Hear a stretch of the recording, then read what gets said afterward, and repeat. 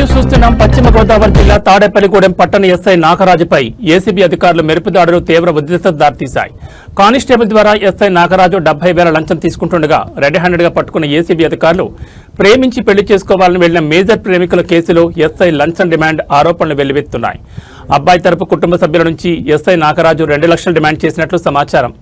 బాధితుడి తల్లి ఫిర్యాదుతో రంగంలో దిగిన ఏసీబీ అధికారులు ఏసీబీ ఇచ్చిన ట్రాప్ మనీతో టౌన్ పోలీస్ స్టేషన్లో వలపన్ని ఆపరేషన్ చేపట్టిన ఏసీబీ అధికారులు డబ్బులు నాకు కాదు కానిస్టేబుల్కి ఇవ్వండి అంటూ ఎస్ఐ నాగరాజు సూచించినట్లు సమాచారం. 70,000 నగదు అందుకుంటుండగా కానిస్టేబుల్తో పాటు ఎస్ఐ నాగరాజును అదుపులో తీసుకున్న ఏసీబీ అధికారులు ప్రస్తుతం Tadepalligudem town police station ACB అధీనంలో విచారణ. ఈ వ్యవహారంలో మరికొందరు పోలీసుల పాత్రపై కూడా అనుమానాలు వ్యక్తమవుతున్నాయి. తప్పుడు కేసులు బనాయించి లక్షల్లో వసూలు చేస్తున్నాడంటూ నాగరాజుపై స్థానికులు ఆరోపణలు చేస్తున్నారు. ఓ కానిస్టేబుల్తో ప్రత్యేక సెటప్ పెట్టుకుని సెటిల్మెంట్లు చేస్తున్నాడన్న విమర్శలు వెలువెత్తున్నాయి. నాగరాజు అక్రమ అరెస్టులపై కూడా ఏసీబీ దృష్టి సారించినట్లు సమాచారం. కోట్లలో ఆస్తులు కూడబెట్టాడంటూ స్థానికంగా తీవ్ర చర్చ జరుగుతోంది. వరుసగా వెలుగు చూస్తున్న అవినీతి కేసులతో Tadepalligudem revenue division hot topic గా మారింది.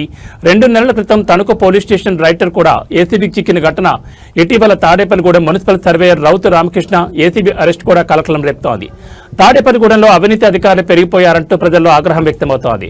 ఎస్ఐ నాగరాజు ఆస్తులపై పూర్తిస్థాయి విచారణ జరపాలని ప్రజా సంఘాలు డిమాండ్ చేస్తున్నాయి. ఏసీబీ దాడులతో తాడేపల్లిగూడెం పోలీసు వర్గాల్లో తీవ్ర కలకలం రేపుతోంది.